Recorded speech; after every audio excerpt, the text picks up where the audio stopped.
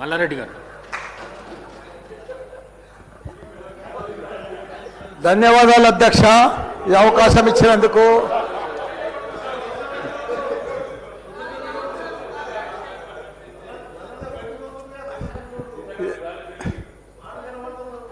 సరే, పెళ్ళికి వచ్చినా రాకున్నా కానీ ఒక అధ్యక్ష చాలా బాధాకరంగా ఉన్నది, చాలా ఇబ్బందికరంగా ఉన్నది. మా ఇన్ఛార్జ్ మంత్రి వల్లనే నాకు. ఎందుకంటే నేను సురువుల మా శ్రీధర్ బాబు మాకు ఇన్ఛార్జ్ వస్తా అంటే నాకు మంచి మిత్రుడు ఆయన.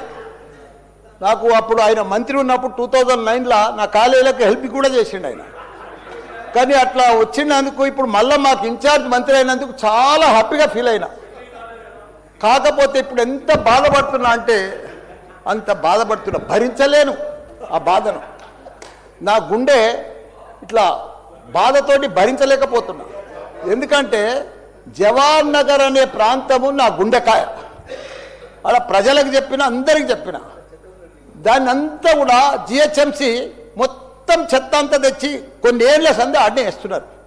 పర్లే వేస్తున్నారు, అది కాంగ్రెస్ టైంలో సందే వేస్తున్నారు, ఇప్పటిదాకా కూడా వేస్తూనే ఉన్నారు. అది కంటిన్యూ కాంట్రాక్ట్ ఉంది వేస్తున్నారు. మీ దాంట్లోనే కంటిన్యూషన్ అని చెప్తున్నా. నా జర ఓపిక పడతా, నీకు దండం పెడతా. ఎందుకంటే ఆ చెత్త వేసినప్పుడు నేను మంత్రి ఉన్నప్పుడు మా కేటీఆర్ గారు 500 కోట్లు ఇచ్చిండు.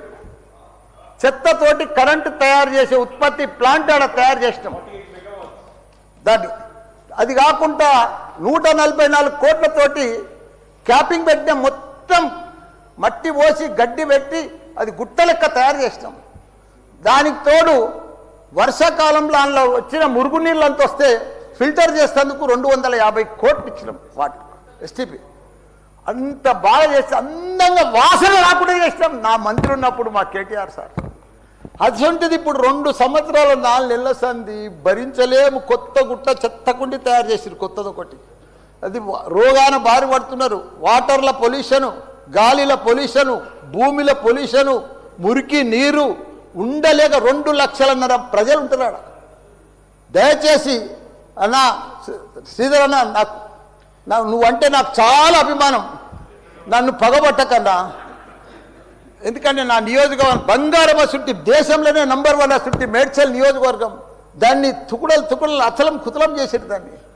ఇప్పుడు దాన్ని 61 గ్రామాలు ఉండే, 3 మున్సిపాలిటీ కార్పొరేషన్లు ఉండే, 7 మున్సిపాలిటీ ఉండే. దాన్ని తీసుకుపోయి మొత్తం జిహెచ్ఎంసీ చేసారు. ఇప్పుడు 16 వార్డులు చేసారు దాన్ని.